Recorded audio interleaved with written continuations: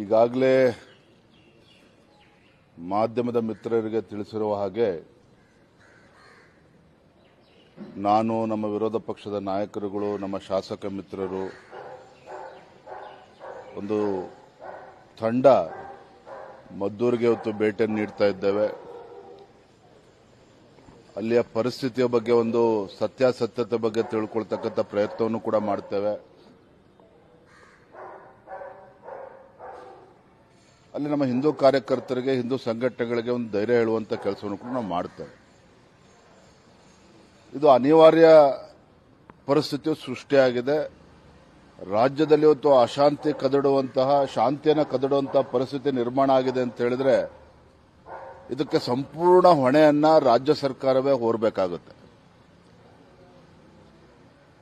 ನೋಡಿ, ಇವತ್ತು ಕಾಂಗ್ರೆಸ್ ಸರ್ಕಾರ ರಾಜ್ಯದಲ್ಲಿ ಬಂದಾಗಿನಿಂದ ಗಣೇಶನ ಹಬ್ಬವನ್ನು ಕೂಡ ಇವತ್ತು ನೆಮ್ಮದಿಯಿಂದ ಇವತ್ತು ಹಿಂದೂಗಳು ಆಚರಣೆ ಮಾಡೋದಕ್ಕೆ ಸಾಧ್ಯ ಇಲ್ಲ ಅಂತ ಹೇಳಿದ್ರೆ ಯಾವ ಪರಿಸ್ಥಿತಿಗೆ ಇವತ್ತು ಕಾಂಗ್ರೆಸ್ ಸರ್ಕಾರ ನಮ್ಮ ಹಿಂದೂಗಳನ್ನ ತಳ್ಳುತ್ತಾ ಇದೆ? ಹಾಗಾದ್ರೆ ಹಬ್ಬ ಹರಿದಿನವನ್ನು ಕೂಡ ನಾವು ನೆಮ್ಮದಿಯಿಂದ ಆಚರಣೆ ಮಾಡೋದಕ್ಕೆ ಆಗ್ತಾ ಇಲ್ಲ ಕರ್ನಾಟಕ ರಾಜ್ಯದಲ್ಲಿ ಅಂತ ಹೇಳಿದ್ರೆ ಇದಕ್ಕೆ ಕಾರಣ ರಾಜ್ಯ ಸರ್ಕಾರದ ಬೇಜವಾಬ್ದಾರಿತನ. ನಿನ್ನೆ ದಿನ ಭದ್ರಾವತಿ ಶಾಸಕರು ಹೇಳಿಕೆಯನ್ನು ನೀಡಿದ್ದಾರೆ. ನಮ್ಮ ಮುಂದಿನ ಜನ್ಮದಲ್ಲಿ ಮುಸಲ್ಮಾನಾಗಿ ಹುಟ್ಟುತ್ತೇನೆ ಅನ್ನೋ ಮಾತನ್ನು ಹೇಳಿದ್ದಾರೆ. ಅವ್ರು ಮುಂದಿನ ಜನ್ಮದಲ್ಲಿ ಏನಾಗಿ ಹುಟ್ಟಬೇಕು ಅದು ಒಂದ್ ಕಡೆ ಆದ್ರೆ ತಡೆ ಯಾಕೆ ಮಾಡ್ತಾರೆ? ಈಗಲೇ ಮುಸ್ಲಿಮಿಗೆ ಕನ್ವರ್ಟ್ ಆಗ್ಬೋದಲ್ಲ ಅವರು. ಆದರೆ ಈ ಹೇಳಿಕೆಗಳಿದೆಯಲ್ಲ, ಒಂದು ಕಡೆ ಹಿಂದೂಗಳ ಮೇಲೆ ರಾಜ್ಯ ಸರ್ಕಾರದ ಕುಮ್ಮಕ್ಕಿನಿಂದನೇ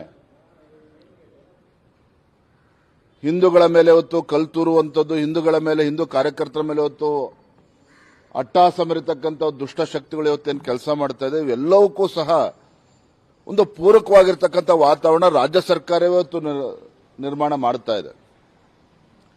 ಎಲ್ಲೊಂದು ಕಡೆ ರಾಜ್ಯದ ಮುಖ್ಯಮಂತ್ರಿಗಳಿಗೆ ಈ ರಾಜ್ಯದಲ್ಲಿ ಕಾನೂನು ಸುವ್ಯವಸ್ಥೆ ಸರಿಯಾಗಿ ಇರಬೇಕು, ಶಾಂತಿ ಇರಬೇಕು ರಾಜ್ಯದಲ್ಲಿ ಅನ್ನುವ ಬಯಕೆ ರಾಜ್ಯ ಸರ್ಕಾರಕ್ಕೆ ಇಲ್ವೇನೋ ಅನ್ನುವ ಆತಂಕ ಇವತ್ತು ರಾಜ್ಯದ ಜನರಲ್ಲಿ ಮೂಡ್ತಾ ಇದೆ. ಒಂದಲ್ಲ ಎರಡಲ್ಲ ಅನೇಕ ಪ್ರಕರಣಗಳು ನೀವು ಗಮನಿಸಿ. ನೀವು ಧರ್ಮಸ್ಥಳದ ವಿಚಾರದಲ್ಲಿರ್ಬೋದು, ಚಾಮುಂಡಿ ಬೆಟ್ಟದ ವಿಚಾರದಲ್ಲಿರ್ಬೋದು, ನಿನ್ನೆ ಮದ್ದೂರಿನಲ್ಲಾಗಿರ್ತಕ್ಕಂಥ ಘಟನೆಗಳು, ಈಗ ಚಿತ್ರದುರ್ಗದಲ್ಲೂ ಸಹ ನಾವು ಡಿಜೆಗೂ ಕೂಡ ಅವಕಾಶ ಕೊಡೋದಿಲ್ಲ, ಮೆರವಣಿಗೆಗೂ ಕೂಡ ಅವಕಾಶ ಕೊಡೋದಿಲ್ಲ ಅಂತೇಳಿ ಅಲ್ಲಿ ಜಿಲ್ಲಾಧಿಕಾರಿಗಳು ತೀರ್ಮಾನ ಮಾಡಿದ್ದಾರೆ ಅಂತ ಹೇಳಿ ಈಗಾಗಲೇ ಮಾಹಿತಿ ಬರ್ತಾ ಇದೆ. ಅಲ್ಲಿ ನಮ್ಮ ಬಜರಂಗ ದಳದ ಕಾರ್ಯಕರ್ತ ಅವರನ್ನು ಕೂಡ ಅಲ್ಲಿ ಚಿತ್ರದುರ್ಗ ಬರಬಾರದು ಅಂತೇಳಿ ಗಡೀಪಾರು ಮಾಡಿದ್ದಾರೆ ಅನ್ನುವ ವಿಚಾರಗಳು ಕೂಡ ಇವತ್ತು ಕೇಳಿ ಬರ್ತಾ ಇದೆ. ಅಂದ್ರೆ ಎಲ್ಲಿ ನಾವು ನಮ್ಮ ಭಾರತದಲ್ಲಿದ್ದೀವೋ ಅಥವಾ ಪಾಕಿಸ್ತಾನದಲ್ಲಿದ್ದೀವೋ ಈ ರೀತಿ ಒಂದು ವಾತಾವರಣ ಇವತ್ತು ಕಾಂಗ್ರೆಸ್ ಸರ್ಕಾರವೇ ಸೃಷ್ಟಿ ಮಾಡ್ತಾ ಇದೆ. ಹಾಗಾಗಿ ನಾವು ಇವತ್ತೆಲ್ಲ ನಮ್ಮ ಮುಖಂಡರ ತಂಡ ಇವತ್ತು ಮದ್ದೂರಿಗೂ ಕೂಡ ಭೇಟಿಯನ್ನು ಕೊಟ್ಟು ನಮ್ಮ ಮುಖಂಡರೆಲ್ಲರೂ ಕೂಡ ನಾವು ಮಾತನಾಡಿಸ್ತೇವೆ. ಮತ್ತೊಂದು ಕಡೆ ಮುಖ್ಯಮಂತ್ರಿಗಳು ಹೇಳ್ತಾರೆ ಭಾರತೀಯ ಜನತಾ ಪಾರ್ಟಿನೇ ಇವತ್ತು ಶಾಂತಿ ಕದಡುವಂತ ಒಂದು ವ್ಯವಸ್ಥಿತ ಷಡ್ಯಂತ್ರ ಮಾಡ್ತಾ ಇದೆ. ಈ ರೀತಿ ಒಬ್ಬ ಜವಾಬ್ದಾರಿ ಸ್ಥಾನದಲ್ಲಿರ್ತಕ್ಕಂಥ ಮುಖ್ಯಮಂತ್ರಿಗಳು ಈ ರೀತಿ ಹೇಳಿಕೆಯನ್ನು ಕೊಟ್ಟರೆ ಆ ಭಗವಂತನೇ ಕಾಪಾಡಬೇಕು. ಸರ್, ಏನದು RSS ಅವ್ರದ್ದು ಒತ್ತಡ ಇದೆ ಈ ವಿಚಾರದಲ್ಲಿ? ಯಾಕಂದ್ರೆ ನಿನ್ನೆ BK ಮಾತಾಡ್ತಾರೆ, BL ಸಂತೋಷ್ ಅವರ ಒತ್ತಡದಿಂದಲೇ ಧರ್ಮಸ್ಥಳ ಪ್ರಕರಣ ಉಂಟಾಗಿದೆ, ಅವರ ಪೈಪೋಟಿ ನಡುವೆ ಬಿಜೆಪಿ ನಾಯಕರು ಮುಂದೆ ಹೋಗ್ತಾ ಇದ್ದಾರೆ ಅಂತ.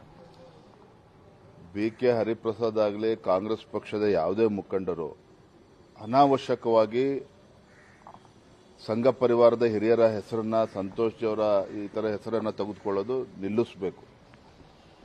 ಇವ್ರಿಗೆ ಮಾಡಕ್ ಬೇರೆ ಕೆಲಸ ಇಲ್ಲ ಅಂತ ಕಾಣ್ತದೆ. ಈ ರೀತಿ ಹೇಳಿಕೆಗಳನ್ನು ಕೊಟ್ಟು ಒಂದು ಪ್ರಚಾರವನ್ನ ಗಿಟ್ಟಿಸ್ಕೊಳ್ತಕ್ಕಂಥ ಒಂದು ಕುತಂತ್ರ ಬಿಟ್ಟರೆ ಇದರಲ್ಲಿ ಏನೂ ಸತ್ಯಾಂಶ ಇಲ್ಲ.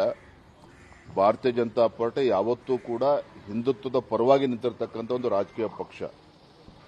ಎಲ್ಲಿ ಹಿಂದೂ ಕಾರ್ಯಕರ್ತರಿಗೆ ಅನ್ಯಾಯ ಆಗ್ತದೆ, ಹಿಂದೂ ಕಾರ್ಯಕರ್ತರ ಮೇಲೆ ದಬ್ಬಾಳಿಕೆ ಆಗ್ತದೆ, ಹಿಂದೂ ಆಚಾರ ವಿಚಾರ ಪರಂಪರೆಗಳಿಗೆ ಧಕ್ಕೆ ಬರೋ ರೀತಿಯಲ್ಲಿ ರಾಜ್ಯ ಸರ್ಕಾರ ನಡ್ಕೊಳ್ತದೆ, ಭಾರತೀಯ ಜನತಾ ಪಾರ್ಟಿ ಹಿಂದೂಗಳ ಪರವಾಗಿ ನಿಲ್ತಕ್ಕಂಥದ್ದು ನಮ್ಮ ಕರ್ತವ್ಯದ ನಾವು ಮಾಡ್ತಾ ಇದ್ದೇವೆ.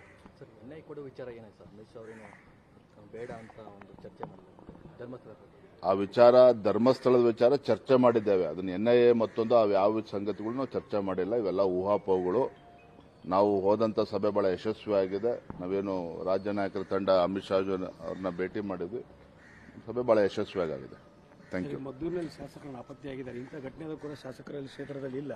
ಒಂದು ಸರ್ಕಾರ ನಿರ್ಲಕ್ಷ್ಯ ಆಗ್ತಿದೆಯಾ? ಇಲ್ಲಾದರೂ ಕೂಡ ಮಹಿಳೆಯರ ಮೇಲೆ ಹಲ್ಲೆಗಳಾಗ್ತಿರುವಂಥದ್ದು, ಗಲಭೆ ಮುಂದುವರಿತಾ ಇರುವಂಥದ್ದು. ಮದ್ದೂರಿನ ಘಟನೆಯಲ್ಲಿ ಸಂಪೂರ್ಣವಾಗಿ ಪೊಲೀಸ್ ಇಲಾಖೆ ವೈಫಲ್ಯ ಇದೆ. ಮಹಿಳೆಯರು ಅಷ್ಟು ದೊಡ್ಡ ಸಂಖ್ಯೆಯಲ್ಲಿ ಇದ್ದಾಗಲೂ ಸಹ ಒಬ್ಬಳು ಮಹಿಳಾ ಪೇದೆನೂ ಕೂಡ ಆ ಸ್ಥಳದಲ್ಲಿ ಇರದೇ ಇರತಕ್ಕಂಥದ್ದು. ಅಷ್ಟು ದೊಡ್ಡ ಮೆರವಣಿಗೆ ನಡೀತಾ ಇದೆ ಅಂತ ಹೇಳಿದಾಗ ಕೂಡ ಅಲ್ಲಿದ್ದ ಪೊಲೀಸ್ ವರಿಷ್ಠಾಧಿಕಾರಿ ಆ ಸ್ಥಳದಲ್ಲಿ ಇಲ್ಲದೆ ಇರತಕ್ಕಂಥದ್ದು. ಎಲ್ಲವೂ ಕೂಡ ಮೇಲ್ನೋಟಕ್ಕೆ ಇಂಟೆಲಿಜೆನ್ಸ್ ಫೇಲ್ಯೂರ್ ಕೂಡ ಆಗಿದೆ. ಆ ಮಸೀದಿನಲ್ಲಿ 100 ಜನ ಕಲ್ಲಿಡ್ಕೊಂಡು ಅಲ್ಲಿ ಒಳಗೆ ಹೊಕ್ಕೊಳ್ತಾರೆ ಅಂತ ಹೇಳಿದ್ರೆ ಪೊಲೀಸ್ ಇಲಾಖೆ ಸಂಪೂರ್ಣವಾಗಿ ವಿಫಲ ಆಗಿದೆ, ಇಂಟೆಲಿಜೆನ್ಸ್ ಫೇಲ್ಯೂರ್ ಆಗಿದೆ.